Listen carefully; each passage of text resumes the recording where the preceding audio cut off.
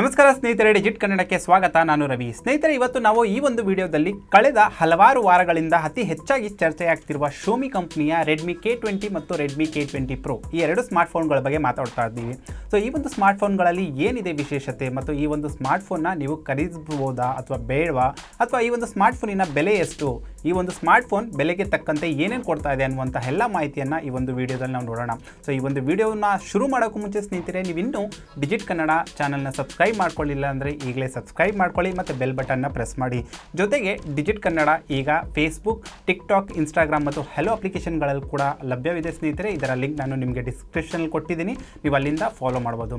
So ಸ್ನೇಹಿತರೆ, ನನ್ನ ಹತ್ರ ಆ Xiaomi ಕಂಪ್ನಿಯವರು ಎರಡು ಫೋನ್ಗಳನ್ನ ಸಹ ನನ್ನ ಹತ್ರ ಕಳಿಸಿದ್ದಾರೆ, Redmi K20 ಮತ್ತು Redmi K20 Pro ಸ್ಮಾರ್ಟ್ಫೋನ್ಗಳನ್ನ. ಸೊ ಈ ಒಂದು ಸ್ಮಾರ್ಟ್ಫೋನ್ಗಳಲ್ಲಿ ಸ್ನೇಹಿತರೆ ಮುಖ್ಯವಾಗಿ ಇವೆರಡೂ ಒಂದು ಫೋನ್ಗಳಲ್ಲಿ ಏನಪ್ಪ ವ್ಯತ್ಯಾಸ ಹೆಚ್ಚಾಗಿದೆ ಅನ್ನೋ ಒಂದು ಮಾಹಿತಿ ನೀವು ತಿಳ್ಕೊಬೇಕಂತಂದರೆ ಕೇವಲ 3 ಅಂಶಗಳನ್ನ ಮಾತ್ರ ಈ ಒಂದು ಸ್ಮಾರ್ಟ್ಫೋನಲ್ಲಿ ನೀವು ಗಮನಿಸಬೇಕು. ಸೊ ಅದು ಬಿಟ್ಟು ಇವೆರಡು ಫೋನ್ಗಳಲ್ಲಿ ಸ್ನೇಹಿತರೆ ಸಂಪೂರ್ಣವಾದಂತಹ ಸ್ಪೆಸಿಫಿಕೇಷನ್ ಮತ್ತು ಇದರ ಸಂಪೂರ್ಣವಾದಂತಹ ಬಿಲ್ಡ್ ಕ್ವಾಲಿಟಿ ಎಲ್ಲ ಸೇಮ್ ಟು ಸೇಮ್ ಆಗಿರುತ್ತೆ. ಸೊ ಏನಪ್ಪ ಆ ಒಂದು 3 ರೀತಿಯ ಒಂದು ಸ್ಪೆಸಿಫಿಕೇಷನ್ಗಳು ಇದರಲ್ಲಿ ಚೇಂಜ್ ಮಾಡಿರೋದು ಕಂಪ್ನಿ ಇವೆರಡು ಫೋನ್ಗಳಲ್ಲಿ ಅಂತಂದರೆ, ಸೊ ಮೊದಲಿಗೆ ಹೇಳ್ಬೇಕಂದ್ರೆ ಸ್ನೇಹಿತರೆ, ಈ ಎರಡು ಫೋನ್ಗಳಲ್ಲಿರುವ ಒಂದು ಕ್ಯಾಮ್ರಾ, ಸೊ ಇವೆರಡು ಫೋನ್ಗಳಲ್ಲಿರುವಂತಹ ಕ್ಯಾಮ್ರಾ ಆಗಿರ್ಬೋದು ಮತ್ತು ಇವೆರಡು ಫೋನ್ಗಳಲ್ಲಿರುವಂಥ ಒಂದು ಚಿಪ್ಸೆಟ್ ಆಗಿರ್ಬೋದು. ಸೊ ಇವೆರಡು ಫೋನ್ಗಳಲ್ಲಿ ಕೊಟ್ಟಿರುವಂಥ ಚಿಪ್ಸೆಟ್ ಮತ್ತು ಕ್ಯಾಮ್ರಾ ಜೊತೆಗೆ ಕೊನೆಯದಾಗಿ ಈ ಎರಡು ಫೋನ್ಗಳಲ್ಲಿ ಕೊಟ್ಟಿರುವಂಥ ಒಂದು ಚಾರ್ಜಿಂಗ್ ಕೆಪ್ಯಾಸಿಟಿ.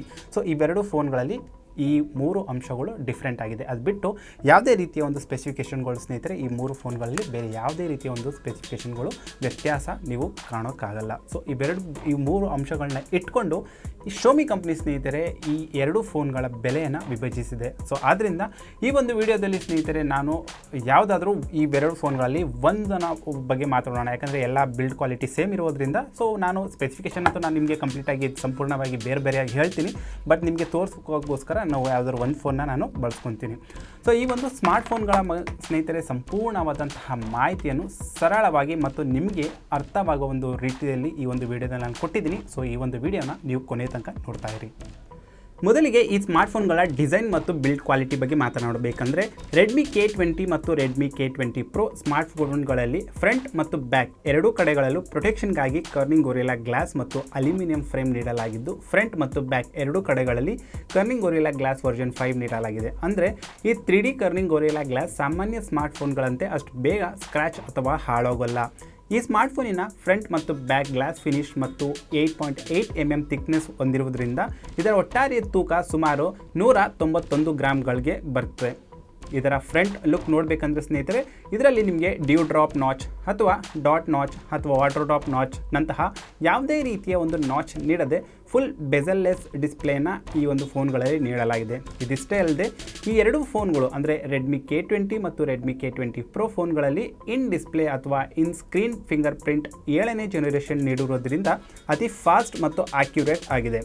ಕೊನೆಯದಾಗಿ ಇದರ ಡಿಸೈನ್ ಮತ್ತು ಬಿಲ್ಡ್ ಕ್ವಾಲಿಟಿಯಲ್ಲಿ ಮತ್ತೊಂದು ವಿಶೇಷತೆ ಗಮನಿಸಬೇಕಂತಂದರೆ, ಇದರಲ್ಲಿ ಕೊಟ್ಟಿರುವಂಥ ಒಂದು ಮೋಟರೈಸ್ ಅಥವಾ ಪಾಪಪ್ ಸೆಲ್ಫಿ ಮತ್ತು AI ಅನ್ಲಾಕ್ ಕ್ಯಾಮ್ರಾವನ್ನು ಸಹ ಈ ಎರಡೂ ಫೋನ್ಗಳಲ್ಲಿ ನೀಡಲಾಗಿದೆ. ಇದರ ನಂತರ ಈ ಎರಡು Redmi K20 ಮತ್ತು Redmi K20 Pro ಫೋನ್ಗಳ ಡಿಸ್ಪ್ಲೇ ಬಗ್ಗೆ ಮಾತನಾಡಬೇಕಂದ್ರೆ, ಇವೆರಡರಲ್ಲೂ ಸ್ನೇಹಿತರೆ ನಿಮಗೆ 6.39 ಇಂಚಿನ ಫುಲ್ HD ಪ್ಲಸ್ ಅಮೊಲೈಡ್ HDR ಡಿಸ್ಪ್ಲೇಯನ್ನು ನೀಡಲಾಗಿದೆ. ಈ ಎರಡು ಫೋನ್ಗಳ ಡಿಸ್ಪ್ಲೇ 1080x2340 ರೆಸೊಲ್ಯೂಷನ್ ಜೊತೆಗೆ 19:9 ಆಸ್ಪೆಕ್ಟ್ ರೇಷಿಯೋ ಜೊತೆಗೆ ನಿಮಗೆ 403 PPI ಡೆನ್ಸಿಟಿ ಟೆಕ್ನಾಲಜಿಯೊಂದಿಗೆ ಬರುತ್ತೆ. ಈಗಾಗಲೇ ಮೊದಲೇ ಹೇಳಿರುವಂತೆ ಫ್ರಂಟ್ ಡಿಸ್ಪ್ಲೇ ಮತ್ತು ಬ್ಯಾಕ್ ಪ್ಯಾನಲ್ ಎರಡೂ ಕಡೆಗಳಲ್ಲಿ ಪ್ರೊಟೆಕ್ಷನ್ಗಾಗಿ ಕರ್ನಿಂಗ್ ಗೊರಿಲ್ಲಾ ಗ್ಲಾಸ್ ವರ್ಷನ್ 5 ನೀಡಲಾಗಿದೆ. ಇಷ್ಟೆಲ್ಲ ಇರೋ ಫೋನ್ಗಳಲ್ಲಿ ಗೇಮ್ ಅಂತೂ ಆಡಲೇಬೇಕಲ್ವಾ. ಇದರಲ್ಲಿ ನಾನು PUBG ಆಡುವಾಗ ನಿಮಗೆ ಸಿಗುವ ಆ ಅನುಭವ, ಆ ಹೊಸ ರೀತಿಯ ಒಂದು ಫೀಲ್ ಒಂಥರ ತುಂಬ ಅದ್ಧೂರಿಯಾಗಿ ಚೆನ್ನಾಗಿರುತ್ತೆ, ಯಾಕಂದರೆ ತುಂಬ ಸ್ಮೂತಾಗಿ ನಡೆಯುತ್ತೆ. ಈ ಸ್ಮಾರ್ಟ್ಫೋನಿನ ಸಿಸ್ಟಮ್ ಮಾಹಿತಿ ನೋಡಬೇಕಂದ್ರೆ, Redmi K20 Pro ಸ್ಮಾರ್ಟ್ಫೋನ್ ಭಾರತದ ಮಾರುಕಟ್ಟೆಯಲ್ಲಿ ಸದ್ಯಕ್ಕೆ ಲಭ್ಯವಿರೋ ಅತಿ ಶ್ರೇಷ್ಠ ಮತ್ತು ಅತ್ಯುತ್ತಮವಾದಂತಹ ಮತ್ತು ಸುಮಾರು 50,000 ರೂಪಾಯಿಗಳಿಗೆ ಲಭ್ಯ ಇರುವಂತಹ OnePlus 7 Pro ಈ ಒಂದು ಸ್ಮಾರ್ಟ್ಫೋನಲ್ಲಿ ನೀಡಿರುವಂತಹ ಅದೇ ಕ್ವಾಲ್ಕಾಮ್ ಸ್ನ್ಯಾಪ್ಡ್ರ್ಯಾಗನ್ 855 ಚಿಪ್ಸೆಟ್ ಪ್ರೊಸೆಸರ್ನ ಹೊಂದ್ಕೊಂಡಿದೆ. ಜೊತೆಗೆ ಅದೇ ರೀತಿಯ ಒಂದು ಅಡ್ರಿನೋ 640 GPU ಜೊತೆಗೆ ಆಕ್ಟಾ ಕೋರ್ 2.84 GHz ನೀಡಲಾಗಿದೆ. ಅಲ್ಲದೆ ಇದು ಆಂಡ್ರಾಯ್ಡ್ 9.0 ಆಧಾರಿತ ನಿಮಗೆ MIUI 10 ಒಳಗೊಂಡು ಅದ್ದೂರಿಯ ಸ್ಮಾರ್ಟ್ಫೋನ್ಗೆ ಭರ್ಜರಿಯ ಆಂಡ್ರಾಯ್ಡ್ ಪ್ರೊಸೆಸರ್ನ ಕಂಪ್ನಿ ನೀಡಿದೆ. ಅಂದರೆ ಇದರಲ್ಲಿ ನೀವು ಒಂದು ಸ್ಮಾರ್ಟ್ಫೋನಲ್ಲಿ ಏನೆಲ್ಲ ಮಾಡಬೇಕು ಅನ್ನೋ ಒಂದು ಸಾಧ್ಯತೆ ಇದೆಯೋ ಅದೆಲ್ಲ ಮಾಡ್ಬೋದು. ಅಂದರೆ ಯಾವುದೇ ರೀತಿಯ ಒಂದು ಹೈ ಗ್ರಾಫಿಕ್ ಗೇಮ್ ಆಗಿರ್ಬೋದು ಅಥವಾ ಯಾವುದೇ ಹೆವಿ ಲೋಡಿಂಗ್ ಅಥವಾ ಹೈ ರೆಸೊಲ್ಯೂಷನ್ ಅಪ್ಲಿಕೇಶನ್ಗಳನ್ನ ನೀವು ಆರಾಮಾಗಿ ಇದರಲ್ಲಿ ಬಳಸ್ಕೊಬೋದು. ರೆಡ್ಮಿ K20 Pro ಸ್ಮಾರ್ಟ್ಫೋನ್ ಸ್ನೇಹಿತರೆ ನಿಮಗೆ 6GB ಮತ್ತು 128GB ಒಂದು ಸ್ಟೋರೇಜ್, ಮತ್ತೊಂದು 8GB ರ್ಯಾಮ್ ಮತ್ತು 256GB ಸ್ಟೋರೇಜಿನ ಒಂದು ರೂಪಾಂತರಗಳಲ್ಲಿ ಲಭ್ಯವಿರುತ್ತೆ. ಆದರೆ ಇದರ ಒಂದು ಅನುಗುಣವಾಗಿ ಸ್ನೇಹಿತರೆ ರೆಡ್ಮಿ K20 ನೋಡಬೇಕು ಅಂತಂದರೆ ಈ ಒಂದು ಸ್ಮಾರ್ಟ್ಫೋನಲ್ಲಿ ನಿಮಗೆ ಸ್ಯಾಮ್ಸಂಗ್ ಗ್ಯಾಲಕ್ಸಿ A80 ಬಳಸಲಾಗಿರುವ ಅದೇ ರೀತಿಯ ಅಂದರೆ ಗ್ಯಾಲಕ್ಸಿ A80 ಫೋನಲ್ಲಿ ನಿಮ್ಗಾಗಲೇ ಗೊತ್ತಿರ್ಬೋದು ಕ್ವಾಲ್ಕಮ್ ಸ್ನ್ಯಾಪ್ಡ್ರ್ಯಾಗನ್ ನಿಮಗೆ 730G ಬಳಸಲಾಗಿದೆ. ಆದರೆ ರೆಡ್ಮಿ K20 ಸ್ಮಾರ್ಟ್ಫೋನಲ್ಲಿ ಕ್ವಾಲ್ಕಮ್ ಸ್ನ್ಯಾಪ್ಡ್ರ್ಯಾಗನ್ 730 ಒಂದು ಚಿಪ್ಸೆಟ್ನ ಬಳಸಲಾಗ್ತಾ ಇದೆ. ಸೊ ಈ ಒಂದು ಸ್ಮಾರ್ಟ್ಫೋನ್ ಸ್ನೇಹಿತರೆ ಅಂದರೆ ಇದು ತನ್ನದೇ ಆದಂತಹ ಒಂದು ವಿಭಾಗದ ವಲಯದಲ್ಲಿ ಅತ್ಯುತ್ತಮವಾದಂತಹ ಪ್ರೊಸೆಸರ್ನ K20 ಸ್ಮಾರ್ಟ್ಫೋನ್ ಹೊಂದ್ಕೊಂಡಿದೆ. ಈ ರೆಡ್ಮಿ K20 ಸ್ಮಾರ್ಟ್ಫೋನ್ ಸ್ನೇಹಿತರೆ ಈಗಾಗಲೇ ಭಾರತದ ಮಾರುಕಟ್ಟೆಯಲ್ಲಿ ಲಭ್ಯವಿರುವಂತಹ ಒಂದು ವಿವೋ G1 Pro ಆಗಿರ್ಬೋದು ಅಥವಾ ರಿಯಲ್ಮಿ X ಮತ್ತು ಮುಂಬರಲಿರುವಂತಹ ವಿವೋ S1 ಸ್ಮಾರ್ಟ್ಫೋನ್ಗಳ ಪ್ರೊಸೆಸರೊಂದಿಗೆ ಸ್ಪರ್ಧಿಸಲಿದೆ. ರೆಡ್ಮಿ K20 ಸ್ಮಾರ್ಟ್ಫೋನ್ ಅಡ್ರಿನೋ ನಿಮಗೆ 618GB ಜೊತೆಗೆ ಆಕ್ಟಾಕೋರ್ 2.2 GHz ನಡೆಸುತ್ತದೆ. ಅಲ್ಲದೆ ಇದು ಆಂಡ್ರಾಯ್ಡ್ ಪೈ 9.0 ಆಧಾರಿತ MIUI ಜೊತೆಗೆ ಅತ್ಯುತ್ತಮ ಪ್ರೊಸೆಸರ್ ನೀಡಲಾಗಿದೆ. ರೆಡ್ಮಿ K20 ಸ್ಮಾರ್ಟ್ಫೋನ್ ಸಹ ಸ್ನೇಹಿತರೆ ನಿಮಗೆ 6GB ರ್ಯಾಮ್ 64GB ಒಂದು ಸ್ಟೋರೇಜ್, ಮತ್ತೊಂದು 6GB ರ್ಯಾಮ್ 128GB ಸ್ಟೋರೇಜ್ ಒಂದು ರೂಪಾಂತರಗಳಲ್ಲಿ ಲಭ್ಯವಿರುತ್ತೆ. ಈಗ ಈ ಸ್ಮಾರ್ಟ್ಫೋನ್ಗಳ ಕ್ಯಾಮ್ರಾದ ಮಾಹಿತಿ ನೋಡಬೇಕಂದ್ರೆ ಇವೆರಡು ಸ್ಮಾರ್ಟ್ಫೋನ್ಗಳು ಸ್ನೇಹಿತರೆ ಟ್ರಿಪಲ್ ರೇಡ್ ಕ್ಯಾಮ್ರಾ ಸೆಟಪ್ ಜೊತೆಗೆ ಬರುತ್ತವೆ.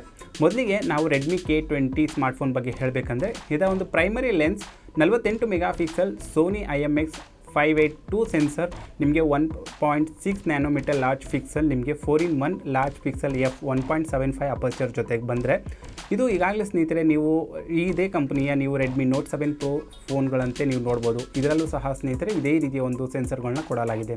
ಇದರ ಎರಡನೆಯದಾಗಿ ಸ್ನೇಹಿತರೆ 8 ಮೆಗಾಪಿಕ್ಸೆಲ್ ನಿಮಗೆ ಟೆಲಿಫೋಟೋ ಲೆನ್ಸ್ ನಿಮಗೆ 2x ಆಪ್ಟಿಕಲ್ ಝೂಮ್ ನೀಡುತ್ತೆ. ಇದು ನಿಮಗೆ 1.12 ನಿಮಗೆ ಮಿಲಿಯಂ ಪವರ್ ನಿಮಗೆ ಪಿಕ್ಸೆಲ್ ಸೈಜ್ ನಿಮಗೆ f2.4 ಅಪರ್ಚರ್ ಜೊತೆ ಕೊಡುತ್ತೆ. ಕೊನೆಯದಾಗಿ ಇದರಲ್ಲಿ ನಿಮಗೆ 13 ಮೆಗಾಪಿಕ್ಸೆಲ್ ನಿಮಗೆ 124.8 ಡಿಗ್ರಿ ನಿಮಗೆ ಸೂಪರ್ ವೈಡ್ ಆ್ಯಂಗಲ್ ಲೆನ್ಸ್ ನಿಮಗೆ 1.12 ನ್ಯಾನೋಮೀಟರ್ ನಿಮಗೆ ಪಿಕ್ಸೆಲ್ ಸೈಜ್ f2.4 ಅಪರ್ಚರ್ ಜೊತೆಗೆ ಬರುತ್ತೆ. ಇದಲ್ಲದೆ ಈ ಒಂದು ಸ್ಮಾರ್ಟ್ಫೋನ್ ಸ್ನೇಹಿತರೆ ನಿಮಗೆ 2x ಆಪ್ಟಿಕಲ್ ಝೂಮ್ ಒಳಗೊಂಡಿರುವುದೊಂದಿಗೆ ನಿಮಗೆ 10x ನಿಮಗೆ ಡಿಜಿಟಲ್ ಝೂಮ್ ಸಹ ನೀಡಲಾಗುತ್ತೆ. ರೆಡ್ಮಿ K20 ಸ್ಮಾರ್ಟ್ಫೋನಿನ ವಿಡಿಯೋ ಫೀಚರ್ಗಳ ಬಗ್ಗೆ ನೋಡಬೇಕಂದ್ರೆ ಇದರಲ್ಲಿ ಸ್ನೇಹಿತರೆ ನೀವು 1080p ರೆಕಾರ್ಡಿಂಗ್ನ ನೀವು 60 FPS 30 FPS ಅಲ್ಲಿ ನೀವು ರೆಕಾರ್ಡ್ ಮಾಡ್ಬೋದು. ಅದು ಬಿಟ್ಟು 720 ನಿಮಗೆ ಪಿಕ್ಸೆಲ್ ರೆಕಾರ್ಡಿಂಗಲ್ಲಿ ನೀವು 30 FPS ಜೊತೆಗೆ ನೀವು ಮಾಡ್ಬೋದು. ಸೊ ಅದು ಬಿಟ್ಟು ನಾವು ಸ್ಲೋ ಮೋಷನ್ ಬಗ್ಗೆ ನೋಡಬೇಕಂದ್ರೆ ಸ್ನೇಹಿತರೆ ರೆಡ್ಮಿ K20ಯಲ್ಲಿ ನೀವು 1080p ಸ್ಲೋ ಮೋಷನ್ ನೀವು ರೆಕಾರ್ಡ್ ಮಾಡ್ಬೋದು. ಅಂದರೆ ನೀವು 120 ಅಂದರೆ 120 FPS ಜೊತೆಗೆ ಬಿಟ್ಟು ನೀವು 720 ಸಹ ನೀವು ಸ್ಲೋ ಮೋಷನ್ ರೆಕಾರ್ಡ್ ಮಾಡ್ಬೋದು. ಇದು ನಿಮಗೆ 120 240 ಮತ್ತು 960 FPS ಅಲ್ಲಿ ಅವೈಲೇಬಲ್ ಇರುತ್ತೆ. ಸೊ ಅದ್ರ ಮುಖಾಂತರ ನೀವು ಸ್ಲೋ ಮೋಷನ್ನ ರೆಕಾರ್ಡ್ ಮಾಡ್ಕೊಬೋದು. ಸೊ ಇದು ಅನುಗುಣವಾಗಿ ಸ್ನೇಹಿತರೆ ರೆಡ್ಮಿ K20 Pro ಸ್ಮಾರ್ಟ್ಫೋನಿನ ಒಂದು ಕ್ಯಾಮ್ರಾ ನೋಡಬೇಕಂದ್ರೆ ಇದರ ಪ್ರೈಮರಿ ಲೆನ್ಸ್ ಸ್ನೇಹಿತರೆ 48 ಮೆಗಾಪಿಕ್ಸೆಲ್ ನಿಮಗೆ ಇದು ಬರುತ್ತೆ. ಇದು ಲಾರ್ಜ್ ಪಿಕ್ಸೆಲ್ 4:1 ಲಾರ್ಜ್ ಪಿಕ್ಸೆಲ್ ನಿಮಗೆ ನೀಡುತ್ತೆ. ಇದು ಸಹ ನಿಮಗೆ f1.75 ಅಪರ್ಚರ್ ಜೊತೆಗೆ ಬರುತ್ತೆ. ಸೊ ಇದು ಸಹ ಸ್ನೇಹಿತರೆ ರೆಡ್ಮಿ K20 ಸ್ಮಾರ್ಟ್ಫೋನ್ ಅಂತೆ ಒಳಗೊಂಡಿದೆ. ಎರಡನೇದಾಗಿ ಇದರಲ್ಲೂ ಸಹ ನಿಮಗೆ 8 ಮೆಗಾಪಿಕ್ಸೆಲ್ ನಿಮಗೆ ಟೆಲಿಫೋಟೋ ಲೆನ್ಸ್ ಬರುತ್ತೆ. ಅದು ಬಿಟ್ಟು ಕೊನೆಯದಾಗಿ ಇದರಲ್ಲಿ 13 ಮೆಗಾಪಿಕ್ಸೆಲ್ ನಿಮಗೆ 124.8 ಡಿಗ್ರಿಯ ಸೂಪರ್ ವೈಡ್ ಆ್ಯಂಗಲ್ ಲೆನ್ಸ್ ಸಹ ಈ ಒಂದು ಸ್ಮಾರ್ಟ್ಫೋನ್ ಹೊಂದ್ಕೊಂಡಿದೆ. ಇದಲ್ಲದೆ ಈ ಸ್ಮಾರ್ಟ್ಫೋನಲ್ಲಿ ಸ್ನೇಹಿತರೆ 2x ಆಪ್ಟಿಕಲ್ ಝೂಮ್ ಒಳಗೊಂಡಿರೋದೊಂದಿಗೆ ನಿಮಗೆ 10x ಡಿಜಿಟಲ್ ಝೂಮ್ ಸಹ ಹೊಂದ್ಕೊಂಡಿದೆ.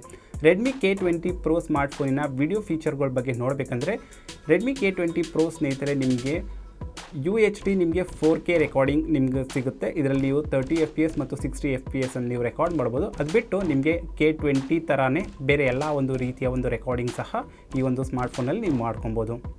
ಇಲ್ಲಿ ಮುಖ್ಯವಾಗಿ ನಾವು ಗಮನಿಸಬೇಕಾದ ಮತ್ತೊಂದು ವಿಶೇಷತೆ ಏನಪ್ಪ ಅಂತಂದರೆ ಈ ಎರಡು ಸ್ಮಾರ್ಟ್ಫೋನ್ಗಳ ಹಿಂಭಾಗದ ವಿಡಿಯೋದಲ್ಲಿ ನಿಮಗೆ ಎಲೆಕ್ಟ್ರಾನಿಕ್ ಇಮೇಜ್ ಸ್ಟೆಬಿಲೈಸೇಷನ್ ಅಂದರೆ ಇದರಲ್ಲಿ EIS ಫೀಚರ್ ಸಹ ನೀಡಲಾಗಿದೆ. ಅಂದರೆ ನೀವು ನಡೆಯುತ್ತಾ ಅಥವಾ ನಡೆದಾಡುತ್ತಾ ವಿಡಿಯೋನ ಶೂಟ್ ಮಾಡುವಾಗ ಶೇಕ್ ಆದರೂ ಸಹ ಸ್ನೇಹಿತರೆ ಇದರಲ್ಲಿ ಸ್ಟೆಬಿಲೈಸೇಷನ್ ಇರುವ ಕಾರಣದಿಂದಾಗಿ ಸ್ಟೇಬಲ್ ಆಗಿ ಅತ್ಯುತ್ತಮವಾದಂತಹ ರೀತಿಯ ಶಾರ್ಪ್ ಮತ್ತು ಕ್ರಿಸ್ಪಿ ಶಾಟ್ಗಳನ್ನ ನೀಡುತ್ತೆ.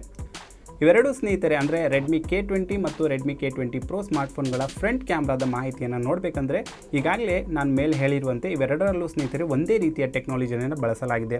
ಯಾವುದೇ ವ್ಯತ್ಯಾಸಗಳಿಲ್ಲ. ಎರಡು ಫೋನ್ಗಳಲ್ಲಿ ಸ್ನೇಹಿತರೆ ನಿಮಗೆ ಮೋಟರೈಸ್ ಅಥವಾ ಪಾಪಪ್ ಸೆಲ್ಫಿ ಕ್ಯಾಮ್ರಾ ಅಂದರೆ 20 ಮೆಗಾಪಿಕ್ಸೆಲ್ 20 ಮೆಗಾಪಿಕ್ಸೆಲ್ ನಿಮಗೆ f2.2 ಅಪರ್ಚರ್ ಜೊತೆಗೆ ಸೆಲ್ಫಿ ಕ್ಯಾಮ್ರಾವನ್ನು ನೀಡಲಾಗ್ತಾ ಇದೆ.